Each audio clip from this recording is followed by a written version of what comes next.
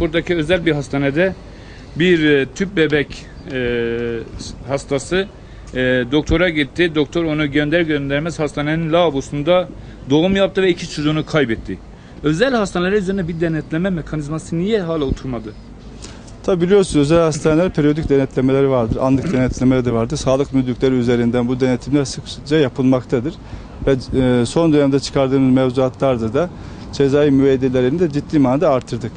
Ancak istenmeyen hadiseler münferiden olsa da yaşanmaktadır. Bunlarla ilgili de her hadisenin kendi özelliğine göre farklı tedbirler gerekmektedir. Onlar ise ayrıyeten değerlendirme yapılmaktadır.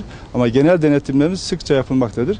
Sağlık Müdürlüğümüz bu konuda yeni yapılan teşkilat kanunundan sonra da Sağlık Müdürlüğü'nün aslında asli işlerinden birisi de bu denetim olaraktan netleştirilmiş ve böylece iş yükü bir şekilde paylaştırılarak özel sektörün, üniversite ve Sağlık Bakanlığı hastanelerindeki hizmet sunumuyla ilgili denetimlerin bizatihi Sağlık Müdürlüğü tarafından daha etkin bir şekilde yapılması için yeni düzenleme yapılmıştır.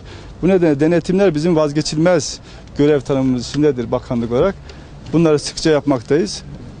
Kamu hastane kurumu kurulduktan sonra Sağlık Müdürlüğü'nün rolleriyle ilgili bahsettiğim gibi bakanlığın ildeki temsilcisidir, ildeki koordinatörüdür, ildeki muhatabının birinci temsilcisidir ve hem özel sektör hem üniversite hem Sağlık Bakanlığı sağlık hizmet sunumu ile ilgili tüm inceleme denetim yetkisi Sağlık Müdürlüğü'ndedir. Aslında yetkileri daha çok artırılmış ve özellikle de görev tanımları netleştirerek ve görevleri sadeleştirerek bir kısmını, çünkü hak sağlığına bir kısmı kamu hastane kurumuna verilerek bu denetim ve gözetim işlerini daha etkin yapması sağlanmıştır ve bunun inşallah etkilerini de Van'da da göreceğiz.